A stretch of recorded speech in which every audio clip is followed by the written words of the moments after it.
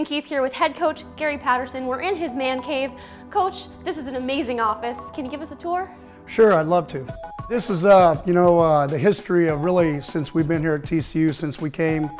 I became the head coach in 2001, and it basically starts with different bowl games being good from 2003 when they put Go Frogs downtown, working yourself across all the way to 2005 when it was a big game for us, winning in Norman to the Rose Bowl, but it just kind of works itself around the room. We try to use this on a Friday night to have recruits in so they can kind of see a lot of them have never been around TCU football and to understand that there is 17 years of history here, which is really kind of cool. People think of other teams in our conference about all the things they've been able to do, and really TCU has climbed the mountains and we've accomplished a lot. So, and we still got a lot more to go. 2 years in with the Big 12, but yet you have got a lot to show in this room. You could probably charge people admission to get in here. It's a museum. Wins and losses are cool, but it's really the kids that come back. So what we have is we have a dinner on Pro Day. Any of the pro guys that have been, and they come back and they support the guys running on Pro Day, and then we have a dinner over at the house. And so these guys give us jerseys back. And so for me, this for help for recruiting.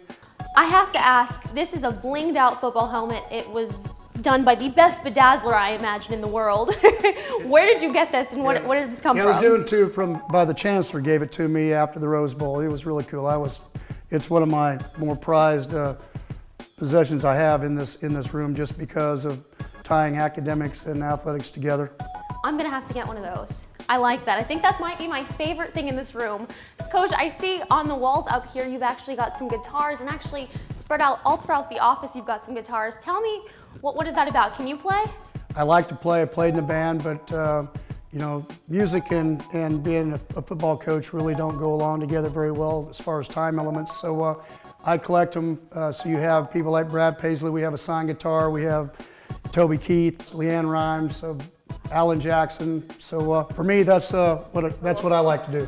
Do you have a favorite item in this room, or is there a piece in here that might mean something to you, or probably maybe the most special to you? Well, I think you have to go back to probably the Rose Bowl was a defining moment for us, where we wanted to get to as a program. My goal was someday to be in a ball game where they had confetti coming down, and so we did. And so now my goal is to get back to one of those, which now it's in the playoffs. To get a chance to play for a national championship as a university and as a program. So, I think, one of the things that you have to have is you have to have hard work, and you've got to be able to do that to get where you go to. But if you don't dream, if you don't put reality with idealism a little bit, you never get where you go. It's just hard work. So you got to be able to dream, and some of these pictures remind you of where you can get to. So you come in and say, this is what the face of TCU is all about, and it's ever changing. But hopefully we'll get an opportunity to put up a lot more pictures before we're done. You've got a rich history with TCU. You've done an amazing job as a head coach there. Thank you so much for showing us around your man cave in your office today. We really appreciate it, Coach.